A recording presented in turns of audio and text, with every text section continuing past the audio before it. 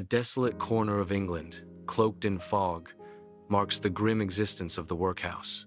Through the oppressive silence of the night, the piercing cry of newborn Oliver Twist shatters the stillness. The infant's cry echoes, a symbol of the harsh realities awaiting within the workhouse walls.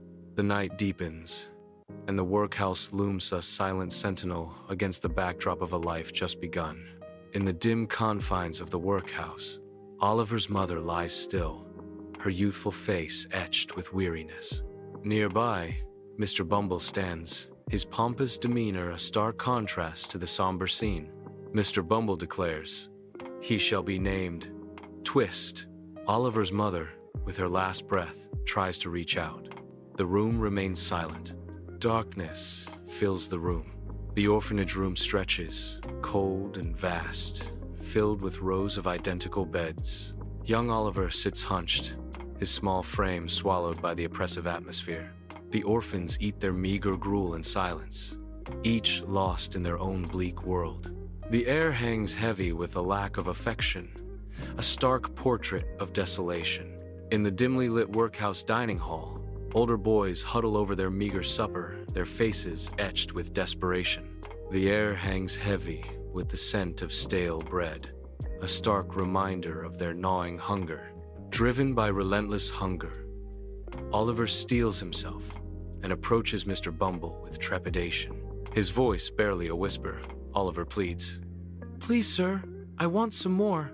Oliver's words hang in the air, a desperate plea echoing in the oppressive silence of the hall.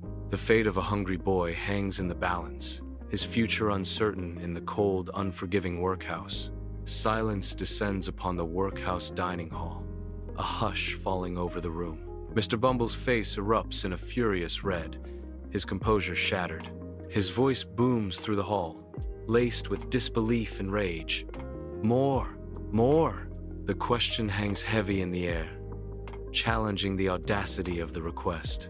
A palpable tension grips the room, every eye fixed on Mr. Bumble's wrathful figure.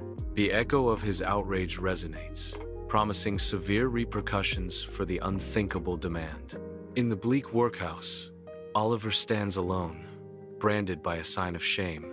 The rough fabric of his clothes is a constant torment as he shifts under the weight of his sentence. The sign around Oliver's neck reads, "Troublemaker." The stern-faced beadle surveys the room. The beadle addresses a motley collection of tradesmen. The room is steeped in shadows, a somber space filled with coffins, each a silent testament to lives past. Mr. Sowerberry, the undertaker, surveys Oliver, his gaze sharp and assessing. A slow nod breaks the silence, a decision solidifying in the undertaker's mind. The air is thick with a scent of wood and sorrow as Oliver stands silently, awaiting his fate. The kitchen air hangs heavy with the stench of decay and neglect, a breeding ground for malice. Noah Claypole, a figure of lean cruelty, begins his dance around Oliver, his eyes gleaming with insidious intent. Oliver stands frozen, the weight of unspoken threats pressing in on him from all sides. Each shadow seems to whisper of the torment to come, turning the small kitchen into a stage for cruelty. The very air seems to crackle with the promise of pain as Noah tightens his circle around his prey. Sunlight fills the kitchen as Noah smirks, the air thick with unspoken challenge. Something in Noah's words triggers a visceral shift in Oliver. A guttural sound tears from Oliver as he explodes into action. Oliver lunges at Noah, fists flying in a furious assault. Deep in the blackness of the cellar, Oliver succumbs to his terror, his small frame shaking violently. The dampness of the cellar clings to him like a shroud, amplifying his despair. His fear transforms into a simmering rage against his captors. He clenches his fists, a silent vow of defiance hardening his features. In the oppressive darkness, a spark of resilience flickers within Oliver's eyes, promising a fight.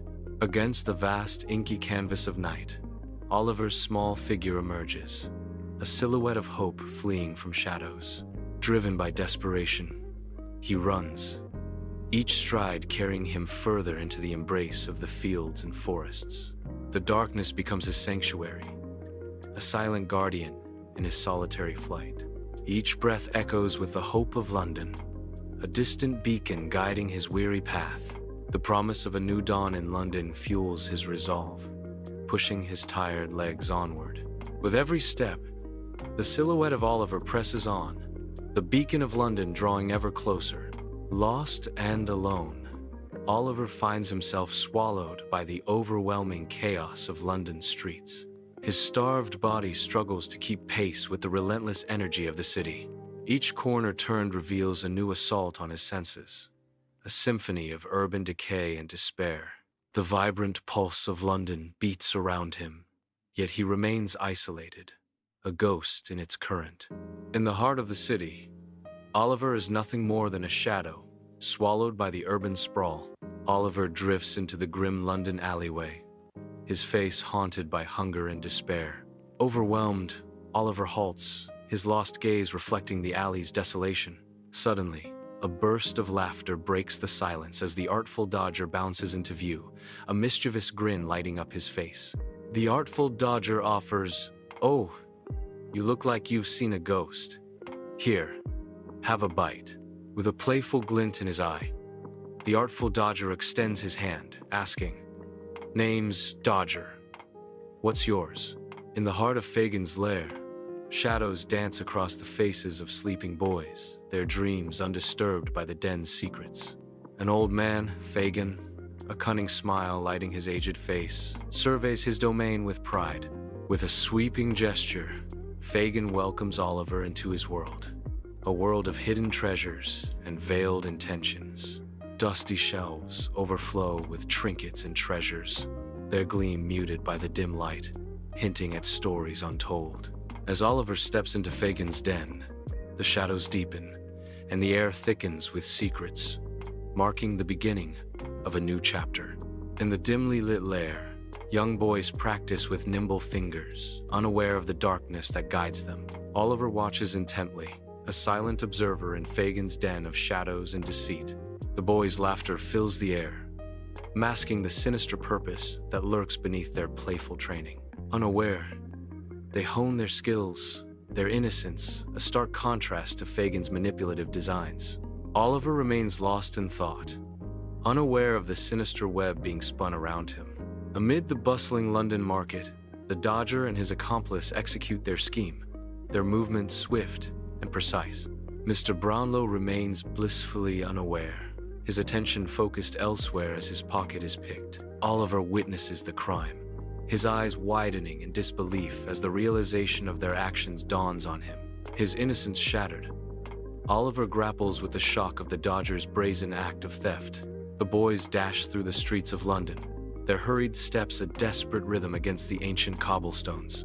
Oliver struggles, his lungs burning, each breath a painful reminder of his lagging pace.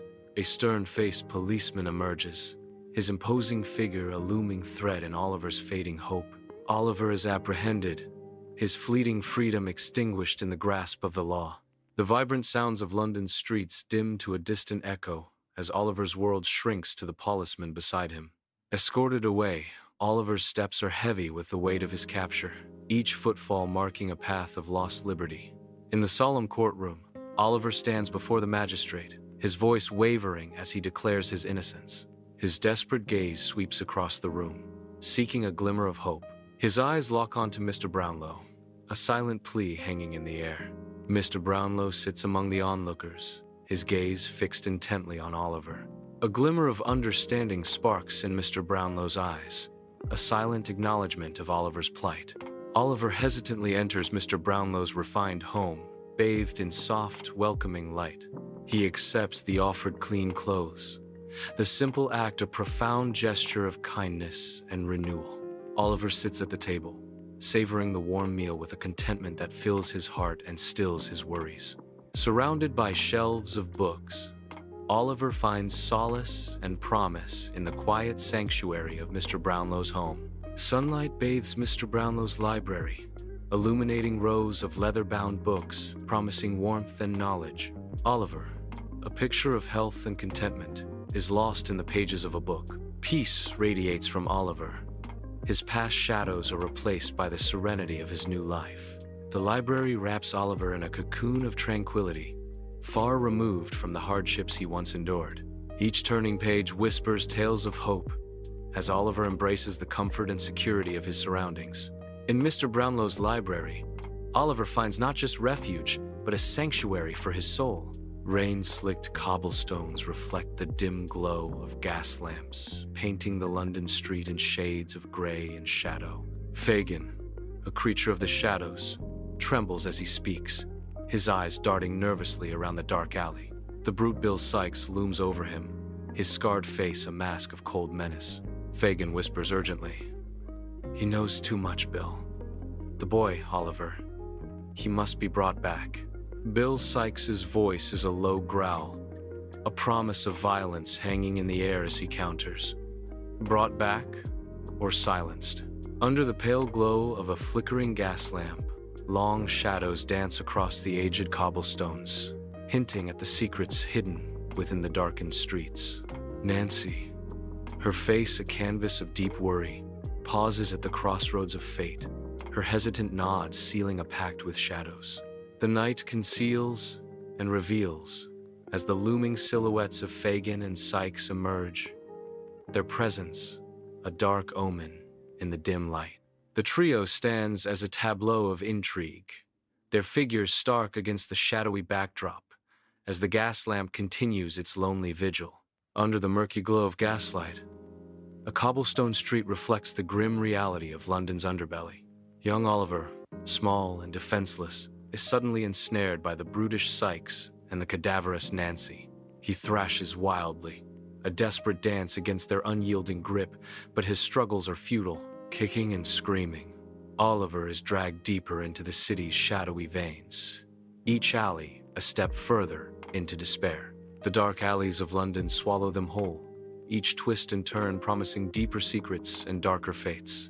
Oliver's cries echo faintly, swallowed by the labyrinthine darkness, a stark testament to the city's unforgiving nature. In the dim, flickering candlelight of Fagin's lair, Oliver stands surrounded by shadows and uncertainty. Fagin and his motley crew encircle Oliver, their faces illuminated by the dancing flames. The long dancing shadows cast by the candlelight amplify the gloom and despair. Oliver's young features reflect the crushing weight of his shattered dreams. The flickering light dances in Fagin's eyes, revealing a hint of calculation. The lair stands as a prison, its darkness symbolizing the cruel snatching away of Oliver's hopes. Under the cold gaze of the moon, a sprawling country estate lies cloaked in skeletal shadows. Sikes, a brute with a weathered face, grips Oliver's arm with cruel force, his presence a looming threat. Oliver, small and trembling, appears dwarfed by the imposing gates and high stone walls, his vulnerability palpable. The air crackles with tension, the silence amplifying Sikes' harsh breathing and the rustling of leaves. With a brutal shove, Sikes forces Oliver toward the cold, unyielding wall. The night's tranquility is torn apart by a gunshot, its echo reverberating through the estate. Oliver reels from the impact, his hand instinctively flying to his side as blood blossoms on his coat. Sikes freezes, his eyes wide with a mixture of shock and terror, caught between action and paralysis.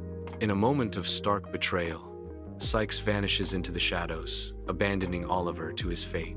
Alone and wounded, Oliver is left to confront the chilling reality of his abandonment.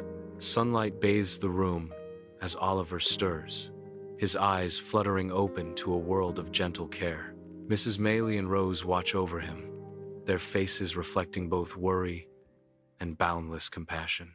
With delicate hands, they tend to Oliver's wounds, offering silent comfort. Rose leans in, her eyes filled with empathy, as she adjusts the soft blanket around Oliver.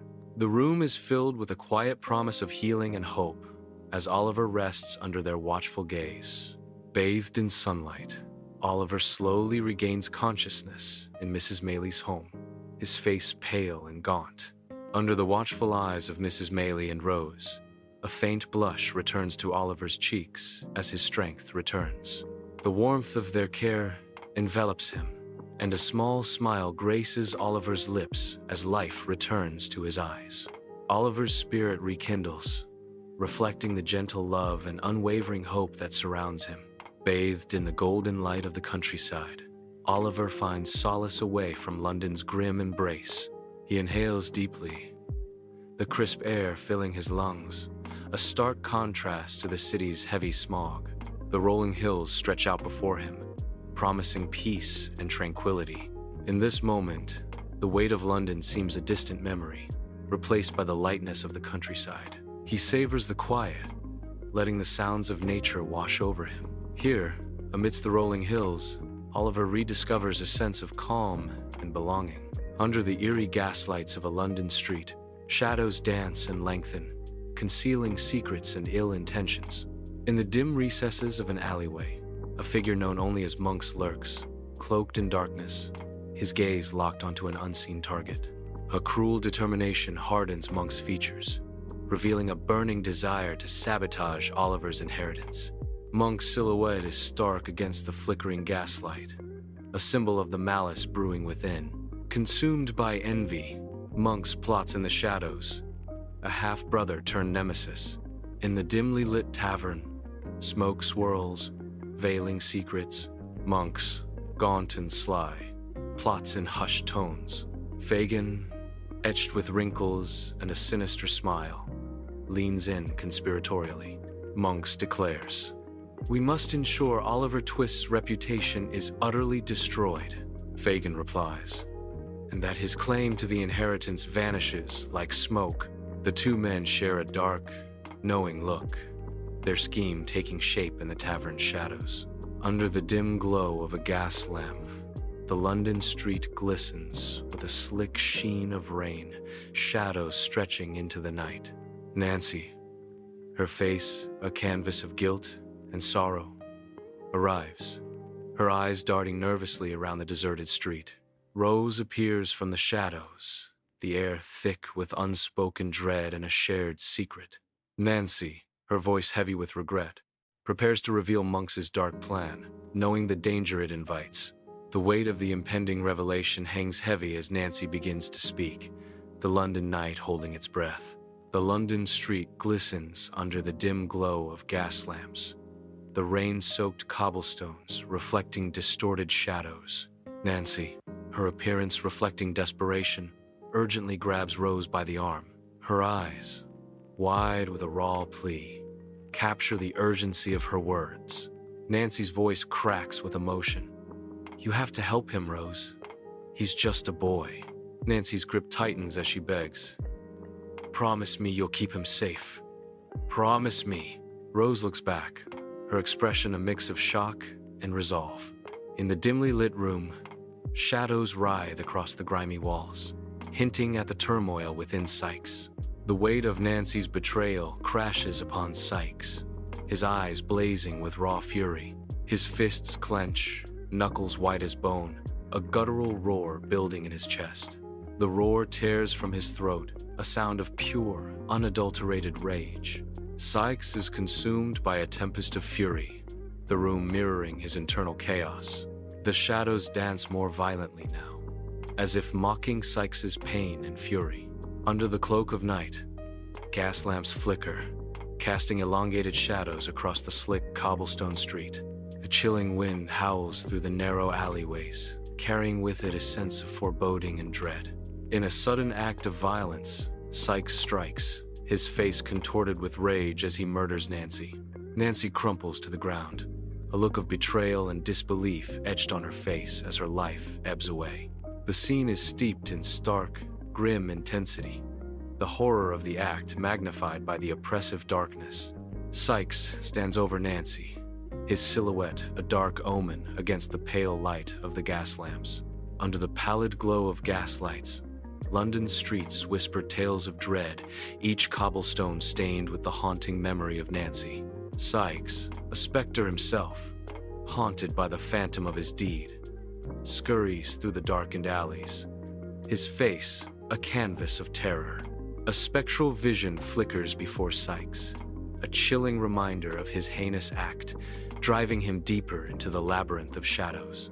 Each echoing footstep is a hammer blow, driving Sikes toward the brink of madness as the relentless law closes in. The suffocating weight of the law's pursuit crushes Sikes, turning every corner into a potential dead end, every shadow a lurking threat. In this macabre dance of guilt and terror, Sikes is both hunter and hunted, his fate sealed within the dark heart of London. On rain-slicked London rooftops, Sikes struggles, his every move a desperate dance on the edge of doom. A sudden slip turns his fight into a futile ballet, his flailing arms painting desperate arcs against the night. His world flips. Sikes plunges into the dark abyss. The city lights blur into streaks as Sikes plummets, a silent scream lost in the vastness of the night. Silence descends, broken only by the distant sounds of the city, as Sikes disappears into the shadows below. Mr. Brownlow sits at his desk, the weight of Monks's dark deeds heavy on his shoulders. Papers filled with Monks's nefarious activities scatter around him, each document a piece of the puzzle. He pores over the documents, determined to uncover the truth behind Monks's schemes. The mahogany desk stands as a silent witness to Mr. Brownlow's relentless pursuit of justice. Each line of the documents reveals a deeper layer of Monks's treachery, fueling Mr. Brownlow's resolve. In the quiet study, Mr. Brownlow vows to expose Monks and bring his dark schemes to light. Sunlight fills the lawyer's office. Dust motes dance in the air. Mr. Brownlow stands, a sheaf of papers clutched in his hand, his expression unreadable. Monks sits nervously, his unease palpable under the watchful gaze of Mr. Brownlow. Mr. Brownlow gestures with the papers, emphasizing an unseen point. Monks shifts in his seat, his eyes darting nervously around the room. The papers rustle softly as Mr. Brownlow adjusts his grip, the sound piercing the tense silence. Sunlight fills Mr. Brownlow's study, illuminating the silent figures within. Oliver sits, his innocent eyes reflecting a mix of curiosity and apprehension. Rose sits nearby, her gentle presence offering a sense of calm amidst the rising tension. Mr. Brownlow breaks the silence, his words heavy with the weight of untold history. Oliver, Rose, there is something you both need to know about your past, about your connection. Oliver looks at Mr. Brownlow, his expression shifting to one of confusion and anticipation. Rose looks at Oliver, her gaze filled with a mix of sympathy and understanding. Sunlight floods Mr. Brownlow's study, illuminating the silent dance of dust motes. Books stand guard along the walls, their spines casting long shadows across the room. The narrator reveals, Oliver's mother, Agnes Fleming, loved Mr. Leaford, Brownlow's dear friend. The narrator explains, Monks is Leaford's son from a previous marriage. In the packed courtroom, tension hangs heavy as justice is about to be served. Fagin's face pales as the verdict echoes through the hall. Arrest him! Guards seize Fagin, his frail body trembling, as he is led away to face his grim fate. The gavel falls, sealing Fagin's fate, sentenced to hang. Fagin sits in his dim prison cell, the light casting long shadows that amplify his weary expression. Awaiting his execution, the tension in the small cell is thick, almost suffocating. The silence is broken by the steady drip of water, each drop a haunting countdown. Each echoing drop serves as a stark reminder of the precious time slipping away. In the bustling streets of London, Monks clutches his inheritance, a fleeting moment of fortune. The glint of gold fades as Monks throws dice, chasing fleeting victories in a haze of gambling dens and reckless investments. Years blur into a montage of decline, each scene painting a portrait of squandered wealth and deepening despair. His eyes reflect the haunting solitude of his choices, a stark reminder of opportunities lost. Alone and destitute, Monks breathes his last, a forgotten soul in the vast expanse of London. Sunlight floods the room, illuminating the serene domesticity of Mr. Brownlow's home. Oliver, now in fine clothes, sits in a comfortable armchair. Mr. Brownlow sits beside Oliver, the warmth of the fire casting a gentle glow on their faces.